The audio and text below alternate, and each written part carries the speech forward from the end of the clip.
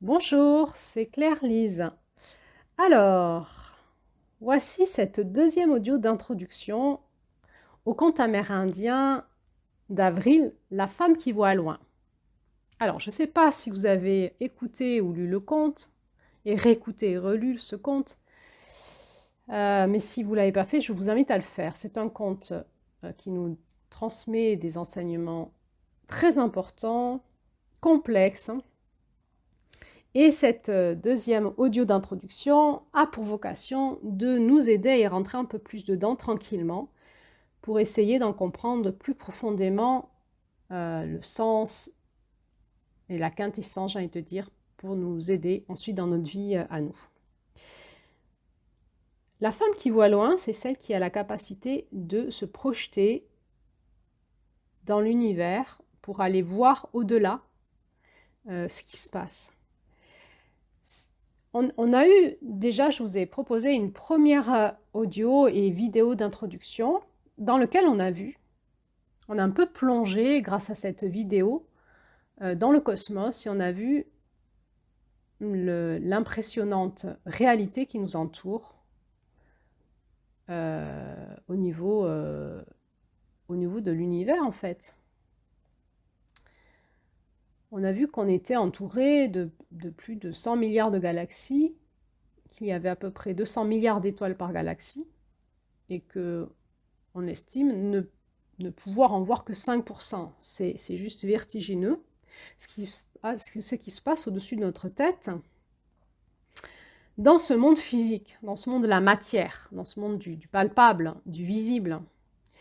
Et on peut constater en regardant cette vidéo, dans cette première vidéo d'introduction, que finalement, nous sommes bien incapables aujourd'hui de visiter les confins de l'univers avec la technologie que l'on a. Le monde physique nous met dans notre limite au niveau du temps et de l'espace et dans notre finalement impossible. Donc cette première vidéo d'introduction à ce conte avait pour objectif de nous faire palper quelque chose de cet univers grandiose qui nous entoure, infiniment grand, de notre petitesse, et de nous faire comprendre que dans le monde physique, si nous restons dans le paradigme du monde physique, nous sommes excessivement limités. Déjà, de ma propre terrasse, j'ai un toit en terrasse, quand je lève les yeux au ciel et que je regarde les étoiles, je ne vois pas grand-chose. Mais même avec une sonde voyageur, comme cette vidéo l'explique, ou même avec des logiciels de montage, finalement, on comprend que même avec ça, notre vision est très limitée par rapport à la réalité. Alors, cette deuxième audio aujourd'hui a pour but de nous faire entrer dans un autre paradigme de voyage et de capacité à voir et d'apprendre à utiliser un autre outil pour aller voir loin dans l'au-delà. C'est notre corps énergétique, comme un vaisseau, comme une fusée qui nous permet d'aller dans d'autres espaces.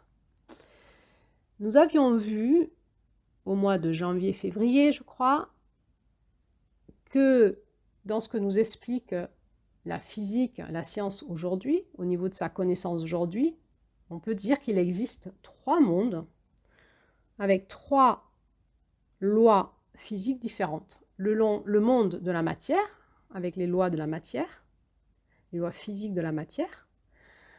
Et finalement, c'est avec ces lois-là et ce monde-là, c'est dans ce monde-là qu'on ne peut pas aller très loin dans le monde de l'univers, puisque le monde de l'univers, a priori, est soumis à des distances d'années-lumière vertigineuses, donc on n'a pas les capacités aujourd'hui, avec les lois physiques, d'aller visiter ces mondes-là. Il existe aussi donc un autre monde qui est le monde énergétique, qui obéit aux lois électromagnétiques. Et il existe un autre monde qui est le monde vibratoire, qui obéit aux lois quantiques.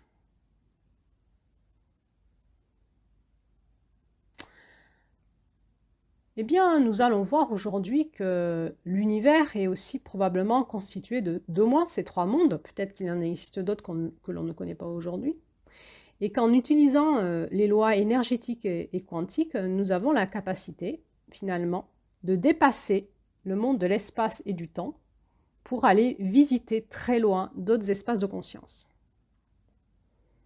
Donc, quelque part, il faut pouvoir voyager dans le temps pour aller visiter des galaxies qui sont à des années-lumière de la Terre. Cela pose la question, finalement, quand on observe cette immensité du monde qui nous entoure, nous avons le droit légitimement de nous poser la question, est-ce que nous sommes finalement les seules présences de conscience dans cet univers, ou est-ce qu'il existe d'autres formes de conscience ailleurs, qui ont, elles, des technologies différentes que les nôtres, et qui peuvent voyager dans l'espace et dans le temps. Autrement dit, existe-t-il des extraterrestres? Alors, ce n'est pas du tout le thème de ce conte, mais c'est une question qu'on est légitimement, que nous avons légitimement le droit de nous poser quand on essaye d'élargir sa conscience. Dans ce conte-là, nous rentrons dans le monde de la maîtrise de la conscience et de la maîtrise de nos corps physiques, énergétiques et vibratoires. Alors, dans cet audio, je vais vous parler des expériences de mort imminente, ce qu'on appelle les expériences de mort imminente, de la notion de décorporation ou de voyage astral. Et aussi, il y aura une petite introduction au voyage, ce qu'on appelle les voyages chamaniques. Dans la dernière vidéo d'introduction, cette troisième vidéo d'introduction, je vous présenterai un peu plus loin qu'est-ce qu'est le monde du rêve dans le chamanisme, puisque ce conte en parle, et la notion aussi de clivage d'âme dont ce conte en parle, pour qu'on puisse enfin aller dans cette vidéo d'analyse du conte. Et il y aura une dernière vidéo en lien avec les blessures que nous pourrions rencontrer en avril, en lien avec cette énergie du mois d'avril. Alors, peut-être avez-vous déjà entendu parler des expériences de mort imminente? Peut-être en avez-vous déjà faites. Peut-être avez-vous entendu parler des personnes de votre entourage en parler. Peut-être c'est une notion qui vous est complètement étrangère.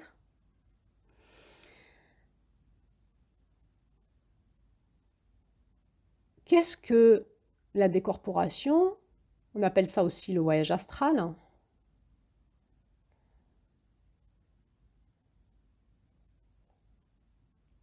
Finalement, qu'est-ce que les états modifiés de conscience? Et autrement dit, qu'est-ce que la conscience?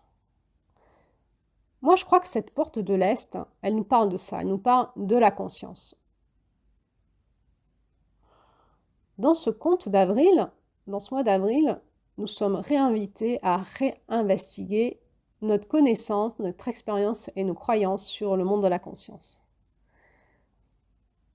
Alors, nous sommes dans une période excessivement riche, puisqu'aujourd'hui, il y a énormément de personnes qui peuvent nous témoigner d'avoir fait des expériences de conscience modifiée, soit par l'intermédiaire de thérapies, de régression de conscience, soit par l'intermédiaire d'expériences un peu extatiques, soit par l'intermédiaire de traumatismes qui amènent à des états de mort imminente.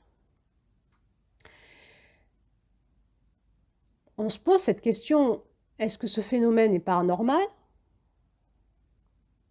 Est-ce que c'est un phénomène psychologique? C'est vrai que les experts sont très divisés à ce sujet. Pourtant, on estime aujourd'hui qu'il y a entre 10 et 20 millions d'expériences de mort imminente bien étudiées dans le monde. C'est un phénomène donc qui est reproductible et qui est vraiment étudié depuis des années par certains scientifiques, des médecins, des psychiatres, des médecins anesthésistes réanimateurs, des physiciens quantiques. Et c'est vraiment un phénomène qui est fascinant et étrange et qui pose bien des questions et qui apporte aussi bien des réponses. J'ai choisi de me baser sur ces faits-là pour vous introduire cette notion du voyage astral dont parle ce conte. Alors, moi, de quel espace je parle? Donc, pourquoi moi je serais légitime de vous parler de ça? Est-ce qu'on est dans le monde de la croyance ou est-ce qu'on est dans le monde de l'expérience? Déjà, vous dire que j'ai fait des études d'infirmière et qu'à l'époque, il y a 25 ans, au moment de passer mon diplôme, de faire mon mémoire, vous savez, mon mémoire de fin d'études, j'avais choisi de travailler sur la question: est-il avantageux de parler à une personne qui est dans le coma? Autrement dit, est-ce qu'elle peut nous entendre? Ça m'avait passionnée. C'était un sujet qui, finalement, à l'époque, était déjà très important pour moi.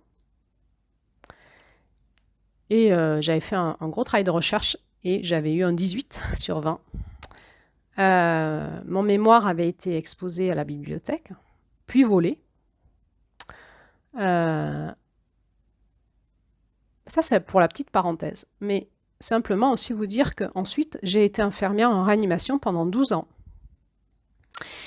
Et que ce sujet de prendre soin de la conscience a été la priorité de ma vie. J'ai beaucoup œuvré pour enseigner ça à l'école d'infirmière, puisque je donnais des cours à l'école d'infirmière sur la notion de la conscience, du coma, des traumatismes crâniens, de la neurologie. Et aussi, je me battais dans le service de réanimation où je travaillais pour que les aides-soignantes qui travaillent avec moi ou pendant le tour médical, on respecte la personne qui est dans le coma et qu'on puisse faire attention à ce qu'on dit et comment on le dit. Alors, à l'époque, c'était assez étrange, on se fichait un peu de moi, mais moi, je savais de quoi je parlais, j'en avais fait une étude, je savais qu'il y avait des scientifiques qui recherchaient là-dessus et que j'étais même peut-être plus avancée que les médecins réanimateurs qui me disaient que les personnes ne pouvaient pas m'entendre parce qu'elles étaient dans le coma ou sous anesthésiant, qu'elles avaient le cerveau grillé et qui se fichaient de moi. Et puis, j'ai eu des patients que j'ai réanimés et qui, à leur sortie, à leur retour de réanimation, quand ils ont repris conscience, m'ont parlé des expériences de mort imminente qu'ils avaient fait et de ce qu'ils avaient vu qui se passait quand on les réanimait.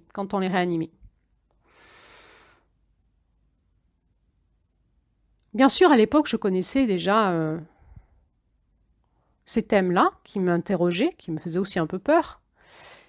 Mais je me souviens de l'émotion que j'avais à ces moments-là, quand mes patients me racontaient ce qu'ils avaient vu, à la fois dans l'au-delà, et ce qu'ils avaient vu dans la chambre de réanimation, de ce qu'on faisait, de ce qu'on disait. C'est très étrange à vivre, ces retours de témoignages. J'ai aussi accompagné à la mort, beaucoup. Et ce moment étrange du passage, de la conscience qui s'éteint, qui fait le passage, a toujours été un moment très impressionnant et où petit à petit j'ai appris à accompagner les âmes de l'autre côté. Et puis après j'ai travaillé en réanimation néonatale où je me suis occupée de bébés prématurés qui sont censés ne pas avoir de conscience puisqu'ils n'ont pas un cerveau, un néocortex développé. Et là aussi, j'ai fait des expériences de connexion à leur conscience qui ont beaucoup interrogé mes collègues et qui me demandaient « mais comment tu fais pour calmer et parler aux enfants ?» Et puis ensuite, moi-même j'ai été malade avec une maladie incurable. J'ai été condamnée par les médecins qui me disaient que je ne pouvais pas guérir. Et c'est là où je me suis tournée vers me prendre en charge dans ma guérison et vers toutes les pratiques de régression de conscience pour comprendre ce qui se passait dans mon corps. Et puis j'ai pu guérir, ça n'a pas été un chemin simple, avec beaucoup de thérapie, de régression de conscience, beaucoup d'expériences thérapeutiques diverses et variées. Je me suis formée et puis je suis devenue thérapeute. Et puis je suis aussi devenue praticienne en soins quantiques avec une méthode quantique qui me permet d'aller dans des espaces vibratoires, récupérer de l'information, faire du décodage et puis réinformer ces champs vibratoires chez mes patients et puis vivre et expérimenter depuis 10 ans maintenant des réelles guérisons. Je peux dire que dans toutes ces expériences, petit à petit, puis j'ai eu mes expériences aussi personnelles, d'expériences mystiques, transcendantales,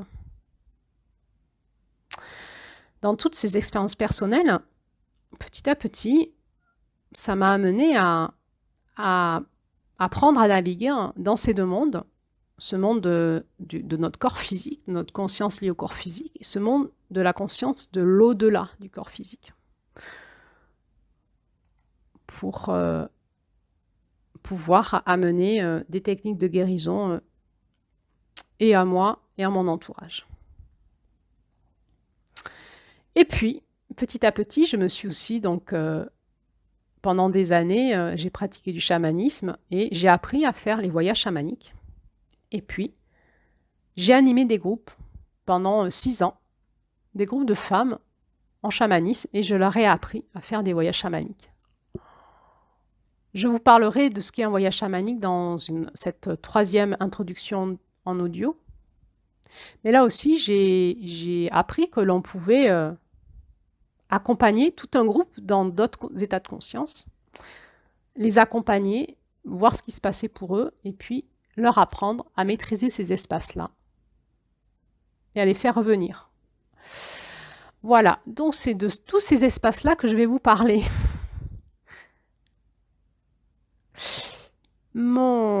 Ma vigilance aujourd'hui, elle est d'arriver à vous transmettre mon expérience, ma connaissance, mais de la connaissance pour vous de là où on en est aujourd'hui,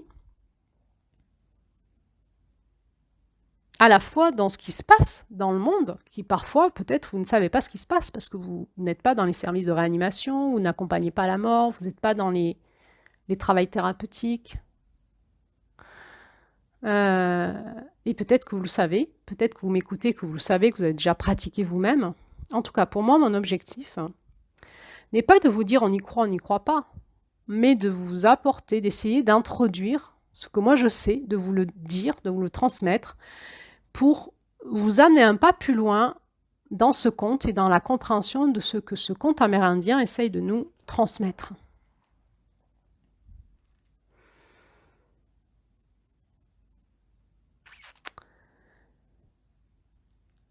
Alors, donc je vais vous parler déjà des expériences de mort imminente. Donc les expériences de mort imminente, on n'en entendait pas parler avant. Pourquoi? Parce qu'il y a un vécu pour les gens qui vivent ces expériences de décalage avec la conscience du monde actuel, du monde des gens qui vivent sur Terre. Et ce décalage de conscience fait que les gens ont du mal à parler de ce qu'ils vivent. Pourquoi on en entend plus parler aujourd'hui? Parce que avec le phénomène des réseaux sociaux et des médias, en fait, la parole s'est un petit peu libérée. Et il y a entre autres des médecins qui ont commencé à faire des recherches là-dessus par rapport à ce qu'ils entendaient en salle de réveil ou des témoignages qu'ils avaient à l'extérieur. Et donc là, il y a eu un petit peu de la recherche qui a commencé à être faite, et puis on a pu commencer à en parler sur les réseaux sociaux. Il y a eu des livres qui ont été publiés, et les paroles se sont un petit peu libérées, et on s'aperçoit depuis plusieurs années que finalement, c'est pas si rare que ça. C'est même assez classique dans les expériences qui peuvent se faire autour, dans les hôpitaux par exemple, ou autour de la réanimation. Alors, il faut savoir, donc moi je vais vous parler de ce que moi je connais en lien avec mes propres recherches et de là où j'en suis moi aujourd'hui. Évidemment, si ce sujet vous intéresse, vous allez pouvoir trouver sur les réseaux sociaux, sur YouTube, énormément de richesses autour de ça. Il y a énormément de personnes qui en parlent aujourd'hui. Il y a aussi des livres qui ont été écrits et des médecins en parlent, des scientifiques aussi. Donc, si ce sujet vous intéresse, je vous invite vraiment à l'explorer de votre côté. C'est aujourd'hui très facile de le faire en autonomie. Alors, qu'est-ce que moi je sais? Alors déjà, je peux vous dire que l'expérience de mort imminente peut être vécue par tout le monde. C'est pas forcément les personnes plus spirituelles ou un peu plus sensibles qui vivent ça. C'est vraiment, on observe que c'est vécu par tout le monde, qu'on ne sait pas pourquoi certaines personnes le vivent à des moments et d'autres pas. Que ça peut être vécu par des gens sceptiques, c'est-à-dire des gens qui ne sont pas forcément religieux, croyants, qui ne croient pas à grand-chose. Ça peut arriver aux scientifiques qui sont très rationnels et qui sont plutôt, comment dire, dans le monde de la matière. Ça peut arriver aux personnalités médiatiques, publiques, comme à la personne qui vit sa vie lambda de tous les jours. Ça arrive aussi aux enfants. Et donc, ça arrive à tout le monde, en fait. C'est vrai que les scientifiques ou les sceptiques se posent cette question à leur retour d'expérience. Est-ce que c'était l'effet des drogues? Si ça peut arriver dans un moment où on a pris des drogues ou des anesthésiques, si on a été dans le coma artificiel ou aussi on appelle aussi les drogues les traitements qu'on nous donne, comme l'adrénaline par exemple, pour nous réanimer. En fait, ce qu'il dit, c'est que non, en fait, pourquoi non? Parce que, en fait, ce qu'ils ont vécu est vérifiable concrètement, rationnellement. On va y revenir. Par rapport aux personnes religieuses qui vivent ces expériences de mort imminente, souvent, quand elles reviennent de ces expériences, elles remettent en doute les dogmes de leur religion. Elles parlent de transcendance, de quelque chose qui est beaucoup plus profond, universel, mais qui n'a rien à voir avec les religions, en fait. Par contre, ce qu'on observe, c'est que chaque personne qui vit ce genre d'expérience va le décrire à sa façon, avec ses propres filtres, ses propres croyances. Il va interpréter ce qu'il a vécu avec ses propres mots. Donc chacun va y mettre sa couleur, mais quand on analyse les témoignages, on s'aperçoit que tout le monde écrit la même chose et est allé au même lieu. Alors, comment ça se passe, cette histoire?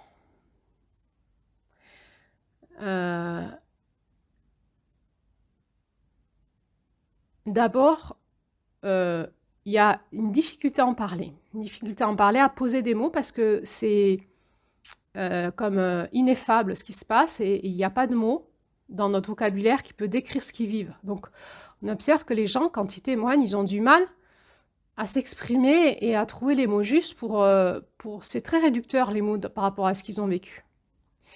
Ensuite, pour eux, il y a un avant et un après. Quand ils reviennent de ce genre d'expérience, ils témoignent que leur vie a changé et que c'est compliqué pour eux d'en parler avec le commun des mortels.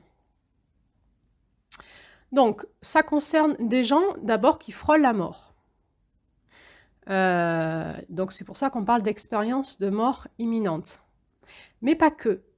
Ces expériences de mort imminente, qui n'en sont plus, du coup, qui sont des expériences transcendantales, on pourrait dire comme ça, peuvent être vécues par des personnes qui font de la méditation, par exemple. On peut vivre ça en regardant un coucher de soleil. On peut le vivre lors d'un orgasme particulièrement intense, comme en ayant pris une cuite monstrueuse ou une overdose pour les personnes qui se droguent. Ça peut être aussi un état de grosse fatigue qui peut nous amener dans cet état-là. On l'observe aussi chez des personnes qui sont face à la mort, qui ont peur de mourir, par exemple, face à un accident, et finalement, au dernier moment, il n'y aura pas d'accident. Donc, il n'y a pas eu le choc, le traumatisme, il y a eu juste la peur de mourir. Et là, en fait, ils vont vivre des sorties de corps avant même le choc. Et puis, donc, il y a ces personnes qui vivent des arrêts cardiaques, qui vont vivre aussi des comas traumatiques ou des comas dus à une anesthésie, ce qu'on appelle le coma artificiel. Ça peut être vécu par des personnes qui ont des traumatismes crâniens, c'est-à-dire qu'il y a un traumatisme au niveau du cerveau.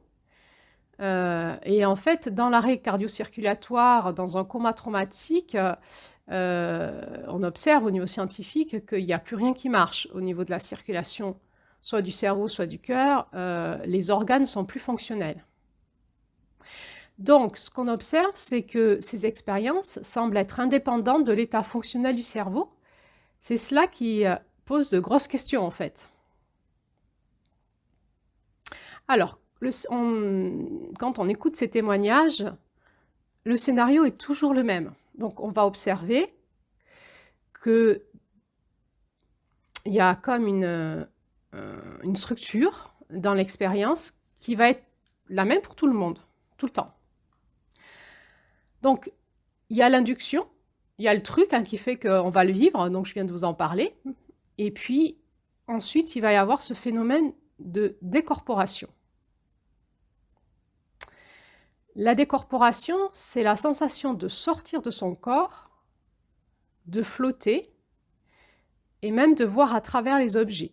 Donc, la personne, elle se sent sortir de son corps, et elle va vivre comme un sentiment de sérénité, de plénitude, de paix. Ça, c'est vraiment des mots qui reviennent tout le temps. De bien-être. Il n'y a pas d'émotion négative, mais il y a plutôt une sensation d'hyperconscience assez neutre.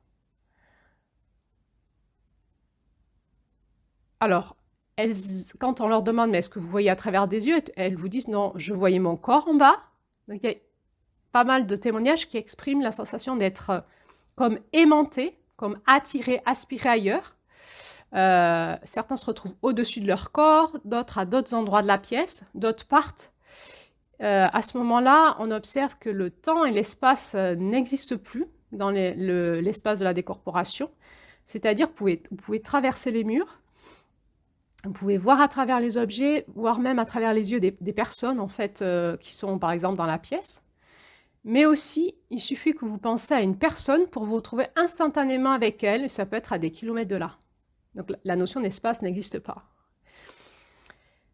Il y a la sensation de ne plus être dans son corps, donc il y a une sensation de légèreté, il n'y a plus cette lourdeur du corps, et surtout, il y a une sensation, donc cette sensation d'hyperconscience, de comprendre tout, en fait. Tout d'un coup, tout devient évident.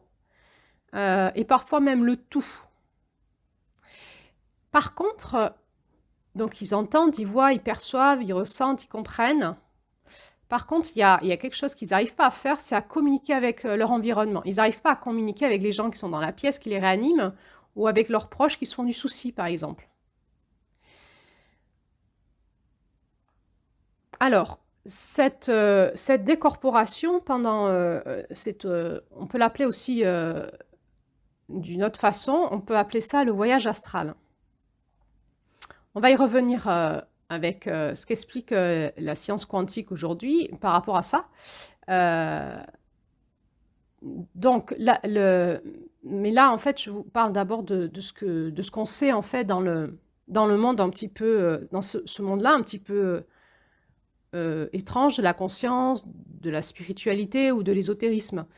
Le voyage astral, c'est quoi? C'est lorsque vous parvenez à sortir de votre corps, et on parle d'utiliser le corps astral, et que vous parvenez à transporter votre énergie à une grande distance, à être ailleurs en tant que conscience, à sentir et entendre, à voir des choses.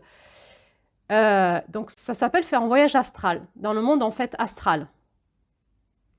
C'est la personne a la sensation de voir son corps physique depuis l'extérieur de celui-ci.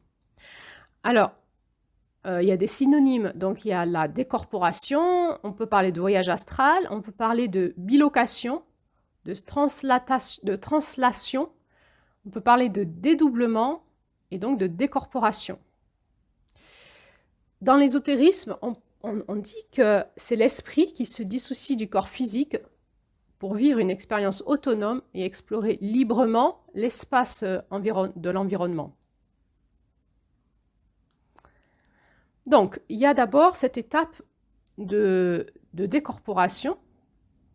Et donc, on va vivre ce voyage astral, ce voyage dans cet autre monde, dans ce monde énergétique, je pourrais dire comme ça, et ensuite vibratoire, où le temps et l'espace n'existent plus et où il y a une hyperconscience. C'est comme si on avait accès aux informations d'une forme de vérité dont on n'a pas accès quand on est dans notre corps. Donc la personne, elle peut se déplacer de pièce en pièce, elle peut entendre ce qui se passe dans les autres pièces de l'hôpital, si elle est en train d'être réanimée, mais elle peut aussi se déplacer vers ses proches, aller voir ses enfants, ses parents, sa femme, et elle peut se déplacer à des kilomètres et des kilomètres de là, et parfois, certains expriment même qu'ils sont en même temps partout. Ils sont en même temps là où on les réanime, en même temps ils entendent les soignants parler d'eux, en même temps ils sont avec leurs proches, en même temps ils peuvent être à un autre endroit dans l'hôpital en fait. Donc parfois on peut rester dans ces espaces, on va dire, un petit peu énergétiques, près de la matière. Et puis, à des moments, il va se passer une troisième étape, cette étape où ils se sentent aspirés par un tunnel noir, un passage sombre. Ce qui est décrit à ce moment-là, c'est qu'ils n'ont pas peur. Il y a ce passage noir, et ils voient au bout cette lumière blanche qui les attire, qui les aspire. Ils se sentent appelés, aimantés, et cette lumière blanche, elle est pleine de bienveillance et d'amour, et ça leur fait plaisir en fait. Ils sont contents, ils y vont, c'est agréable. Et quand ils arrivent dans cette lumière blanche, ils arrivent dans une espèce de source de bien-être. Certains parlent de vivre une échappée dans le bonheur, un voyage de l'âme, une sensation de paix. Ils peuvent décrire comme une ambiance ouatée, blanchâtre, et ils parlent tous de présence ou d'entités bienveillantes. Certains parlent de figures spirituelles comme des anges, comme le Christ, ou chacun avec ses propres croyances, s'ils ont des religions, ils reconnaissent, c'est comme s'ils reconnaissaient des énergies, des présences qui sont là, qui les accueillent, ils sont accueillis. Certains parlent de leurs ancêtres. Il y a un ancêtre ou plusieurs ancêtres qui est là, qui les accueille. Et toujours dans une ambiance d'amour et de paix et d'évidence. C'est-à-dire quand ils rencontrent ces présences-là, ils ne se posent pas la question de « mais qu'est-ce que je fous là? Qu'est-ce que vous foutez là? Vous n'êtes pas mort ?» Enfin, non, c'est d'une évidence. Dans cet espace-là, il n'y a pas de question, c'est ça en fait. C'est comme s'ils savaient toujours que c'était ça. Et ils font comme un bain d'amour et de lumière. C'est comme s'ils chargeaient dans leur corps énergétique des données, de la vibration d'amour et de lumière. C'est comme s'ils se chargeaient d'amour et de lumière. Et après, suivant les personnes, ils ne vivent pas tout à fait les mêmes choses. Soit on leur demande de faire un choix, c'est-à-dire on leur dit tu restes ou tu pars, c'est-à-dire tu restes dans cet amour, ce lieu d'amour et tu ne reviens pas sur Terre, soit tu reviens sur Terre et tu as le choix, soit on leur dit tu n'as pas le choix, ce n'est pas le moment de venir, il faut que tu repartes en bas, comme une injonction, tu dois retourner sur Terre. On observe, c'est comme un sas d'entrée à un autre monde. Donc après le retour, la plupart du temps, il me semble qu'ils n'expliquent pas le retour par le passage du tunnel noir avec le retour sur Terre. Ils sont télétransportés très rapidement, soit directement dans leur corps, soit ils ne s'en souviennent pas, soit ils se voient rentrer dans leur corps, ils reviennent. Par contre, tout le monde, enfin la plupart du temps, c'est comme s'ils étaient engrammés, c'est comme s'ils revenaient avec un un bagage, un engrammage, avec de la conscience, de l'amour et de la compassion. Et ils n'expliquent pas ça. Ils reviennent chargés de quelque chose. Ensuite, il y a cette étape de retour dans le corps. C'est souvent expliqué comme étant très douloureux. C'est comme si l'incarnation, le fait de s'incarner, de revenir dans le corps, c'était pesant. Il y a comme un poids qui revient. Et il y a ce truc étrange où quand ils reviennent dans leur corps, ils se sentent comme emprisonnés. C'est-à-dire que pour eux, le temps d'avant, le temps où ils n'étaient pas dans leur corps, c'était vécu comme l'état normal. Et quand ils reviennent dans leur corps, c'est comme s'ils ont conscience qu'ils vont retourner dans un état anormal. C'est réducteur. Ils ont moins de liberté de mouvement, ils perdent la conscience. Cette conscience élargie qu'ils avaient des choses, en fait, elle vient réduite, comme s'ils avaient un filtre, un voile. Et ils savent qu'avant, ils savaient, qu'ils voyaient que maintenant qu'ils sont dans leur corps, ce qu'ils voient, c'est incomplet. Ils peuvent parler comme d'un décor réducteur qui n'est pas la vraie vérité. Et pour eux, c'est douloureux. Alors, ensuite, il y a l'après. Alors, tout le monde dit que leur vie a complètement changé derrière. C'est une véritable transformation et qu'ils sont porteurs d'une nouvelle conscience. Il y a souvent ce sentiment de solitude jusqu'à qu'ils retrouvent des livres ou des personnes qui parlent de choses qu'ils ont vraiment vécues, donc ils vont pouvoir délier leur langue, mais on peut un petit peu se moquer d'eux, on peut ironiser, surtout s'ils en parlent aux médecins, aux soignants. C'est pas souvent bien accueilli. Donc, ils peuvent aussi ressentir comme une sensation de honte. Que ceux qui disent, c'est vu comme débile par l'autre, quoi. Comme une forme de délire où il y a un scepticisme. On leur dit, oui, mais c'était les drogues que vous avez vécues, c'était juste une hallucination. Et ils ont une sensation d'être déçus finalement, de ne pas pouvoir communiquer avec le monde extérieur, de ce qu'ils ont vécu à l'intérieur d'eux. Par contre, ceux qu'ils ont vécu, ben en fait, ça reste engrammé en eux et ça reste en eux en fait. Donc, ils ont une nouvelle perception du monde, de la réalité du monde.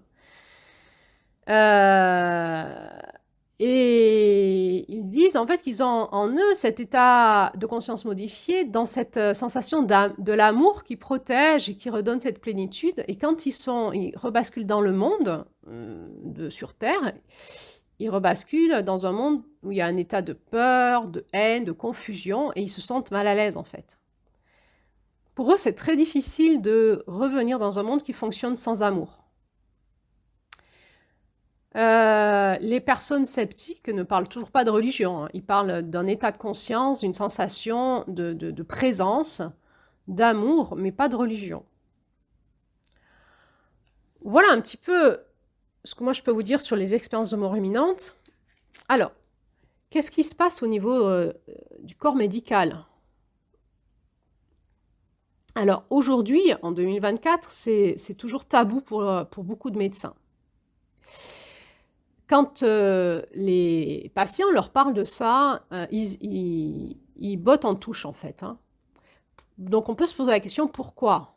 Dans quel monde on est en fait? On peut se poser la question pourquoi les scientifiques, les médecins n'arrivent pas à élargir leur conscience, à se poser des questions, à se remettre en question. On s'aperçoit que c'est très dérangeant, hein. La médecine actuelle dit que la conscience a besoin du cerveau. Et qu'un cerveau qui n'est plus irrigué ou qui est bourré de médicaments en coma artificiel, donc médicalement et scientifiquement, ne peut pas percevoir et mémoriser quoi que ce soit. Quand quelqu'un fait une syncope ou un arrêt cardiaque ou est dans le coma, et qu'on sait que pertinemment son cerveau n'est plus fonctionnel en termes de conscience, et que cette personne-là vous raconte des expériences extraordinaires, souvent très précises. Ils sont capables de vous dire ce que vous avez dit, ils sont capables de vous dire quelles étaient les personnes qui étaient là, même des personnes qu'ils ne connaissent pas. Ils sont capables de vous dire qu'est-ce qui se passait instantanément chez eux, à leur travail, le souci que se faisaient leurs proches, et des choses très précises en fait. Et ces choses précises sont vérifiables.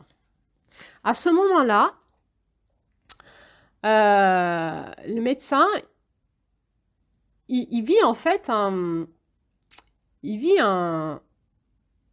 shift en fait et dans son cerveau. C'est-à-dire que ce qu'on lui raconte, ça colle pas avec ses connaissances. La personne, de ce qu'elle dit, c'est pas possible qu'elle ait vécu au vu de l'état de son cerveau.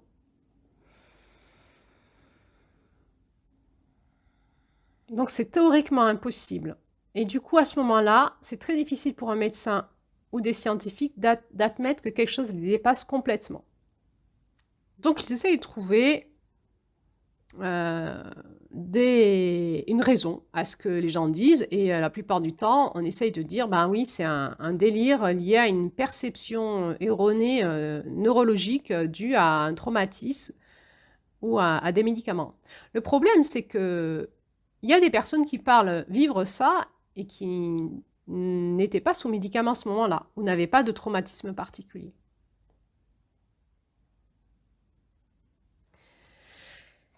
À l'état actuel de la science et de nos connaissances, une expérience de mort imminente est incompréhensible. Tout ce que nous, on sait sur le cerveau, c'est pour percevoir, pour mémoriser, il a besoin d'oxygène et de sucre. De circulation de sang, il a besoin d'être en bon état. Par exemple, il suffit de boire un peu d'alcool ou du café pour qu'on s'aperçoive que notre état de conscience est modifié. Donc, on sait hein, que notre cerveau, il suffit de lui donner, entre guillemets, une drogue, et puis notre état de conscience peut être modifié par pas grand-chose.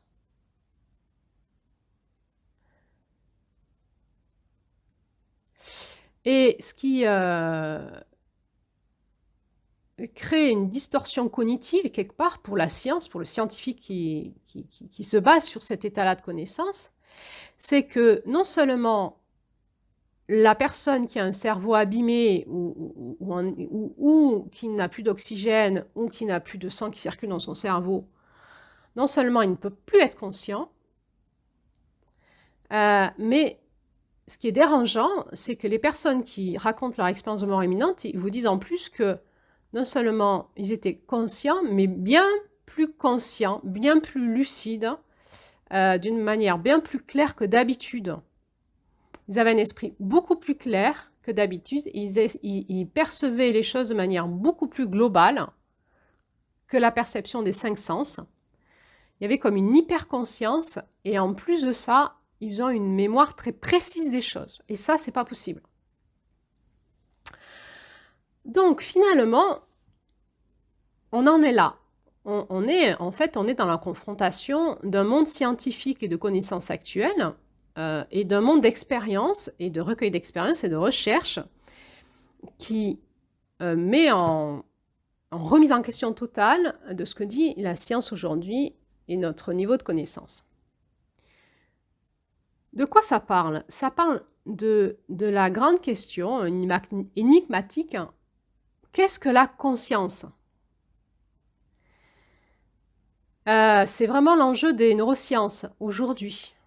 Est-ce qu'elle est à l'intérieur du cerveau ou est-ce qu'elle est à l'extérieur? Puisque on s'aperçoit que dans ces expériences de mort imminente, le cerveau étant abîmé et les gens étant hyper conscients, il est possible finalement qu'il y ait une conscience à l'extérieur du cerveau. Et la question, c'est comment modéliser tout ça, comment l'expliquer avec l'état actuel de nos connaissances.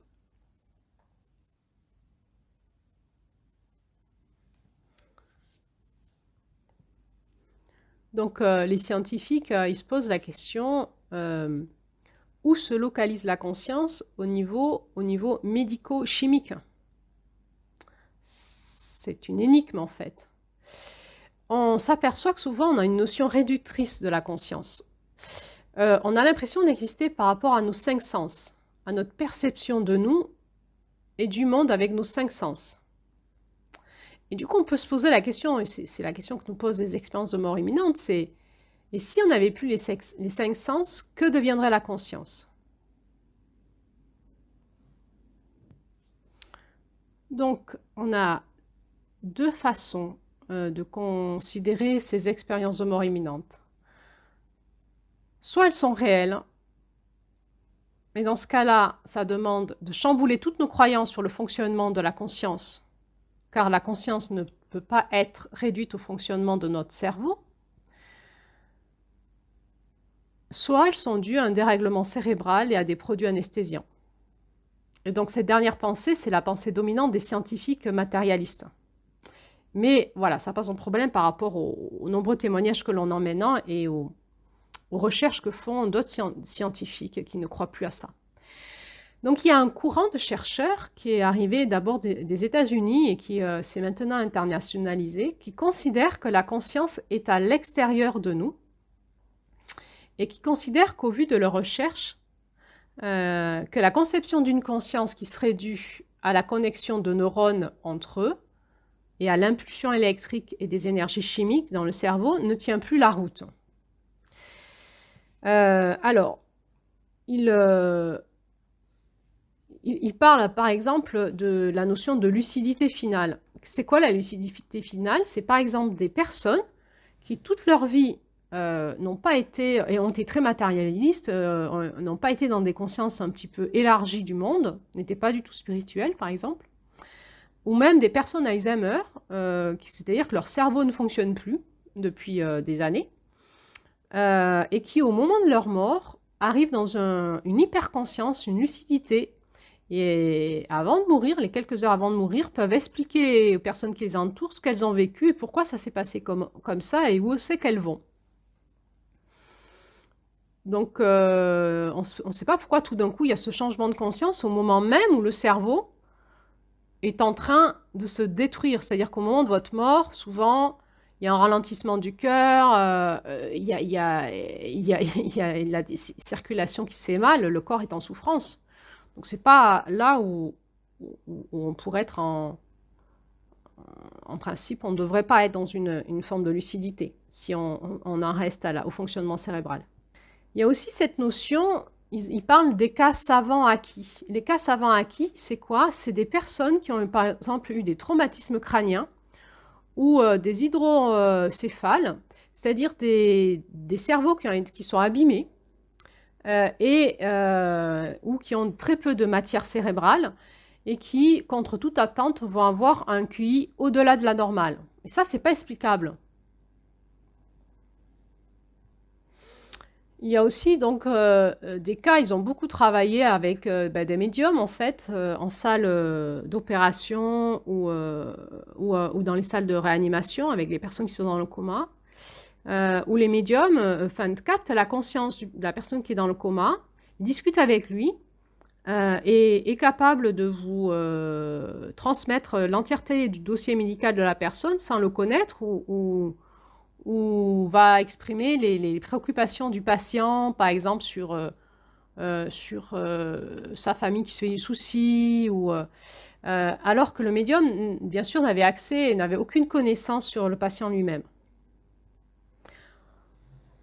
Donc, on en est où aujourd'hui au niveau de la recherche et des scientifiques? Il y a donc cette proposition. Certains scientifiques proposent en fait un nouveau concept qui a deux formes de conscience. Une forme de conscience analytique et cérébrale reliée à nos 5 sens, et c'est la conscience d'exister par ces sens-là, et c'est le fonctionnement qu'on a toute la journée. Dès qu'on se lève, notre cerveau analyse tout, jusqu'au moment où on se couche. Et si on veut avoir accès à la deuxième forme de conscience, il faut faire baisser ce fonctionnement cérébral, le ralentir, pour arriver à ce qu'on appelle une expansion de conscience. Et donc cette deuxième forme de conscience, on peut la nommer la conscience intuitive extraneuronale. Donc on y arrive quand on baisse le filtre du cerveau analytique, donc une forme de ralentissement des ondes cérébrales, de ralentissement de la pensée analytique, corticale, du cortex, néocortex, pour arriver à utiliser nos cerveaux à capter une autre forme de conscience. Et cette conscience, elle est reliée à toutes nos perceptions extrasensorielles, au-delà des 5 sens. ce qui nous donne la capacité de nous relier à d'autres états de conscience. Une conscience qu'on va parler plus universelle. Certains parlent de champ morphogénique, d'autres d'anal akashique, ça c'est plus relié à la notion de ce on parle de ça en Inde en fait. Certaines parlent de conscience intergalactique, donc d'être relié entre les planètes, les étoiles et même entre les galaxies, et de pouvoir avoir accès à des informations qui viennent d'ailleurs dans le cosmos. D'autres disent qu'ils sont en contact avec des défunts.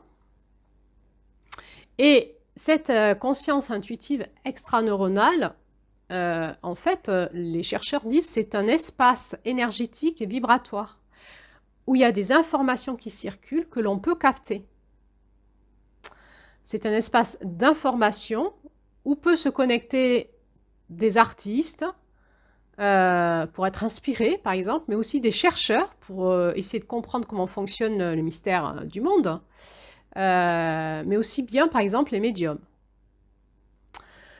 En fait, on le verra, mais l'accès à cette conscience intuitive extraneuronale est une capacité que tout le monde peut avoir et développer. À partir du moment où on apprend à baisser le flux cérébral et à ralentir notre cerveau, on peut tout à fait, c'est pas réservé à des personnes particulières, on peut tout à fait se reconnecter à ces espaces-là.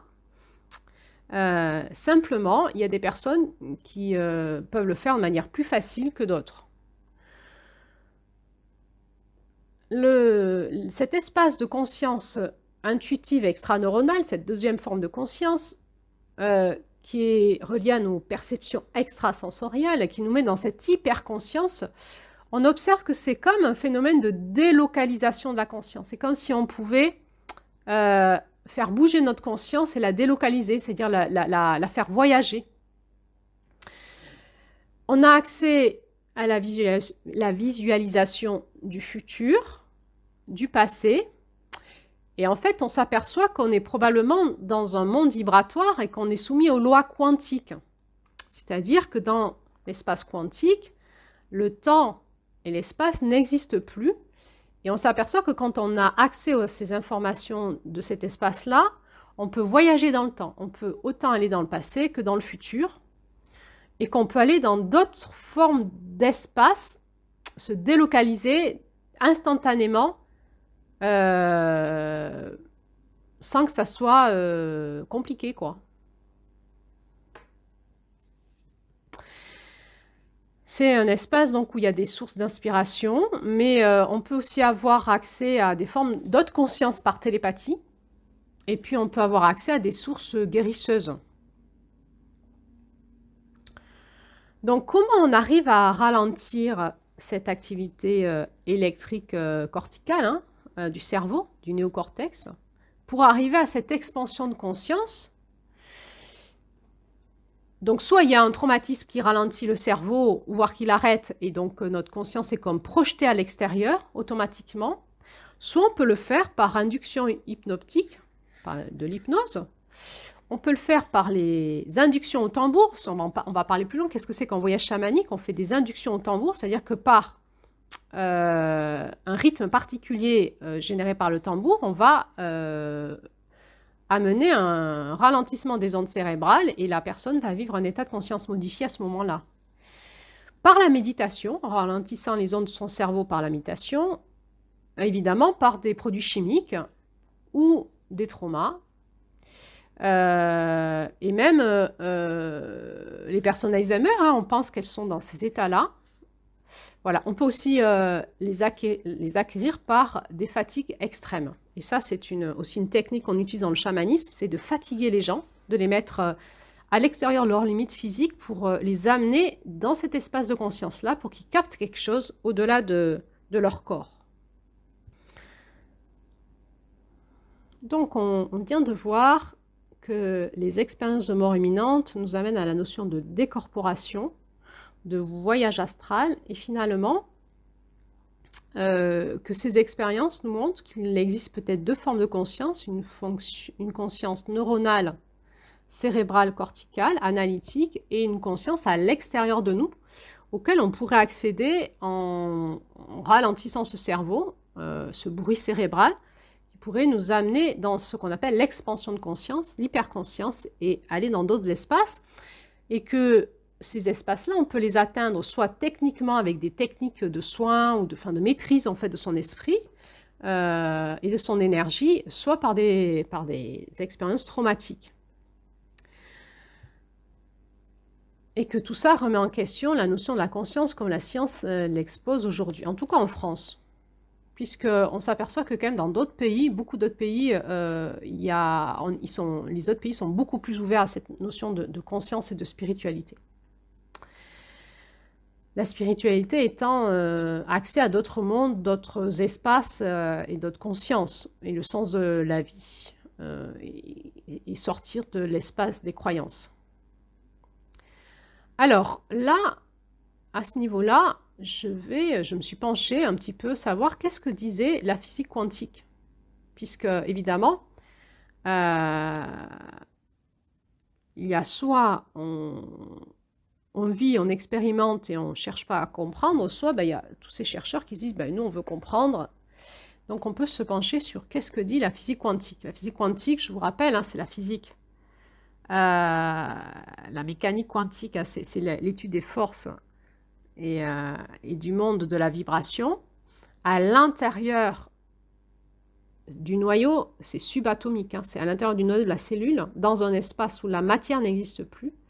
On va s'apercevoir qu'on arrive dans un espace de vide où il y a des photons de lumière et des particules de matière, et que là, les lois physiques sont complètement autres. Ils ne sont plus les mêmes lois que celles de l'énergie, c'est-à-dire de l'électromagnétisme, et celles de la matière. Donc la mécanique quantique étudie tout ça depuis un siècle et demi. Et donc, qu'est-ce qu'elle a à dire? Parce qu'on s'aperçoit quand même que ce monde dans lequel on arrive, ce monde de conscience, ressemble quand même à un monde de vibration. Et donc, évidemment, que la physique quantique a des choses à dire sur expliquer ça. Dans la physique classique, si on éloigne deux atomes, plus on les éloigne, plus l'intensité entre eux diminue.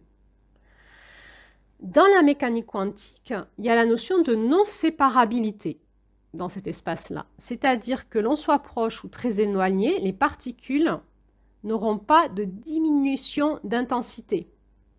C'est ce qu'on appelle la notion d'intrication temporelle. Donc, c'est important, c'est-à-dire le temps est intriqué, c'est pas séparable, c'est-à-dire on a beau éloigner les atomes, il n'y a pas de diminution d'intensité, c'est intriqué. Du coup, ce qu'ils essayent d'expliquer, c'est que peut-être, en fait, certains, c'est des suppositions au niveau de la physique quantique, que quand on a une conscience ordinaire, en fait, c'est quand notre corps énergétique est connecté à notre corps physique, on est soumis aux lois de la matière, mais que quand on vit ces expériences particulières d'expansion de conscience, c'est comme si le corps énergétique n'était plus ajusté à notre corps physique, comme il est à l'ordinaire. C'est comme s'il y avait un découplage d'une partie du corps énergétique et que là, hop, on bascule dans un monde vibratoire et que là, on est soumis aux lois de l'intrication temporelle, c'est-à-dire que le présent peut être intriqué au passé et au futur. Alors, pour ceux qui n'ont pas trop de notions énergétiques, là, j'explique que dans le monde de l'énergie et des soins énergétiques, par exemple, et le monde de certains scientifiques, on sait qu'on a un corps physique, mais qu'on a aussi comme des couches vibratoires, les corps énergétiques, des couches énergétiques et des couches vibratoires. Donc, on existe dans les trois mondes. On existe dans le monde de la matière, notre corps physique qu'on voit, mais ce corps physique, il existe aussi, il y a différentes couches énergétiques autour de notre corps physique, qu'on va appeler les corps énergétiques. Et au-delà des corps énergétiques, dans des fréquences vibratoires plus élevées, on a nos corps vibratoires. Du coup, notre corps physique est soumis aux trois mondes et aux trois différentes lois. La loi de la matière, notre corps physique, les lois électromagnétiques, nos corps énergétiques, et les lois vibratoires, nos corps vibratoires. Et donc, ce qu'essayent d'expliquer certains scientifiques du monde de la mécanique quantique, ils disent, ce qu'on observe, c'est que dans ces expériences-là, dès que la personne a cette sensation de sortir de son corps, on a la sensation qu'elle a accès soit au monde, aux lois électromagnétiques, et à un moment, elle dépasse ça, et elle a accès aux lois vibratoires. Donc, on a l'impression qu'en fait, la conscience, elle n'est pas dans le corps physique, elle est dans les corps énergétiques et vibratoires, et c'est comme s'il y avait un découplage entre le corps physique, les corps énergétiques et vibratoires, et que ces corps énergétiques et vibratoires pouvaient aller dans d'autres espaces et avoir accès à d'autres lois qui ne sont plus des lois physiques. Donc évidemment, ces corps physiques et vibratoires nous font penser au monde de l'âme et de l'esprit, dans une autre notion un peu plus spirituelle. Donc c'est comme si notre âme pouvait sortir de notre corps et aller dans le monde de l'esprit. Et donc être dans une autre forme de conscience et de compréhension des choses. Les scientifiques parlent de ces trois mondes, ils en parlent différemment. Ils parlent de trois mondes, effectivement. Un monde où il y a une vitesse qui est sous-lumineuse, la vitesse des déplacements des objets, en fait. Le monde de la physique et un monde où les objets se déplacent à une vitesse inférieure à celle de la lumière. On a vu dans la vidéo, la première vidéo d'introduction au conte d'avril, que si on utilise ce monde-là, avec nos sondes, on n'arrivera jamais à explorer l'univers. Il est infiniment grand et à cette vitesse-là, le déplacement de l'objet n'est jamais assez rapide pour explorer les confins de l'univers. Ensuite, il y a le deuxième monde qui est le monde qui se déplace à la vitesse de la lumière, qui est à peu près 300 000 km à la seconde dans le vide, sans les frottements. C'est énorme. Et ensuite, il y a un monde où il y a une vitesse super lumineuse, au-delà de la vitesse de la lumière. Et dans ce monde-là, on n'a pas accès à ce monde-là, avec nos objets techniques, notre science et nos connaissances. On n'a pas accès. Donc il y a un petit peu une notion de si on veut pouvoir se déplacer dans l'univers, dans l'espace du cosmos, il faut pouvoir développer une capacité à se déplacer à la vitesse de la lumière, mais surtout au-delà de la vitesse de la lumière, dans une vitesse super lumineuse. Donc ils arrivent à la conclusion qu'il y a une notion de filtre en fait. Tout ce qui est super lumineux, au-delà de la vitesse de la lumière, on ne peut pas le percevoir. Et pour pouvoir le percevoir, il faut être dans un état de conscience particulière. Et donc, utiliser quelque chose en nous qui nous permet d'y arriver. Et donc, c'est ça qu'on cherche, c'est quoi?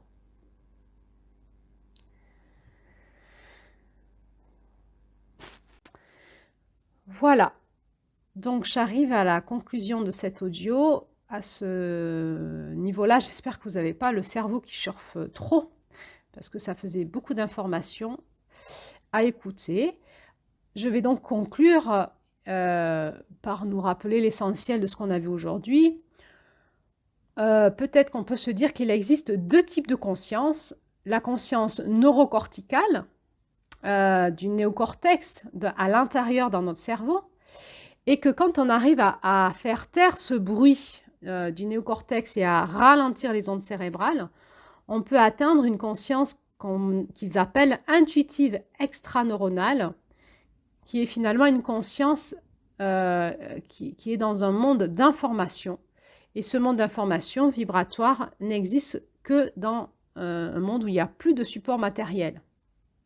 Cette conscience intuitive extraneuronale permet de nous relier à toutes les consciences et expériences transcendantales. Et puis, dès qu'on a un support matériel, on a forcément une réduction d'information, et donc on a comme un voile qui se met et on perd de l'information et donc de la conscience. On a vu que dans ces expériences de sortie de corps, là, de décorporation, c'est probablement le découplage du corps physique et du corps énergétique. Et ce découplage nous permet d'avoir accès à à cette conscience extérieure qu'on a accès quand on quitte le support de la matière. Et donc, ce découplage nous fait passer de cette conscience ordinaire à une conscience non ordinaire, qu'on peut appeler aussi conscience modifiée, expansion de conscience, hyperconscience, conscience hypnotique, médiumnique, onirique, etc. Alors c'est vrai que quand on écoute les personnes qui font des expériences de mort imminente, on comprend bien que probablement qu'elles font un voyage astral, donc c'est-à-dire un voyage avec leur corps astral, c'est-à-dire leur corps énergétique, dans un monde énergétique et vibratoire. Et finalement, la physique quantique peut-être nous pose cette question, est-ce qu'en se découplant de leur corps physique, les personnes qui font des expériences de mort imminente ne font-elles tout simplement pas des voyages au travers du temps? Sont-ils peut-être tout simplement des voyageurs dans le temps? C'est vrai qu'ils se voient dans ces deux dimensions, dans le corps physique et en même temps dans un autre espace-temps. Ils peuvent vivre une délocalisation et certains vivent aussi à la fois une intrication et temporelle et spatiale, c'est-à-dire qu'ils sont à la fois dans plusieurs espaces-temps en même temps. Et certains même se sentent connectés au tout, à tout ce qui est vivant, avec le sentiment que nous sommes tous une immense conscience universelle, reliée tous ensemble, et que l'on forme un tout avec l'univers sans séparation. Peut-être que cette séparation dont nous sommes tous porteurs vient du fait de cette conscience filtrante qui nous fait qu'on soit dans un corps physique, on se sent séparé du tout, de la conscience universelle, de l'amour. Et finalement, faire la conscience de cette unité, de ce un, nous amène à la conscience mystique. Voilà, du coup, on peut se poser la question, où est la réalité? Est-ce qu'elle est dans la conscience ordinaire, réductrice de notre corps physique, ou dans cet état d'hyperconscience que certains ont en fin de vie, qu'on va appeler la lucidité finale, ou que certains font en expérience de mort imminente? C'est comme si ces expériences de conscience modifiée étaient un voile qui se soulève et qui nous montre la réalité derrière la réalité. C'est comme un réel voilé. Et si on maintenait tout le temps l'autre réalité derrière le voile, on deviendrait probablement fou, car cela ne serait plus possible de vivre avec ces autres personnes qui sont dans la réalité consciente de leur monde physique. On peut se dire qu'on vit comme dans un trompe-l'œil et que cette capacité de nous faire retourner dans cette conscience intuitive extraneuronale nous ramène vers la réalité, la vérité, le monde de l'unité, le monde de l'amour, et nous permet de prendre conscience de notre vie d'une autre façon. Alors, si on en revient à notre conte, la femme qui voit loin, ce conte chamanique, on peut déjà comprendre un petit peu qu'on sait ce qu'elle a fait, mais en fait, que fait-elle finalement, elle? C'est quoi son travail? Alors, il va y avoir une troisième vidéo d'introduction pour qu'on puisse un peu mieux comprendre finalement ce conte. Dans cette troisième vidéo, je vais vous parler de ce que dans le chamanisme, on appelle le monde du rêve. Les chamans, ils disent qu'on existe simultanément dans plusieurs univers en même temps et que l'on peut passer d'un univers à l'autre sans problème. On appelle ça l'état de conscience chamanique et donc on l'appelle le monde du rêve. On va voir que dans ce monde du rêve, il existe aussi trois mondes et que notre capacité à aller dans ces mondes-là nous permet de guérir des espaces de nous traumatisés. On va parler du clivage de l'âme et de la récupération d'âme dans cette troisième vidéo d'introduction qui nous permettra peut-être de mieux comprendre ce conte et qu'est-ce que c'est que des soins chamaniques. Alors, je vous souhaite une bonne digestion de cette vidéo et je vous dis à bientôt pour la suite. Je vous souhaite de beaux rêves.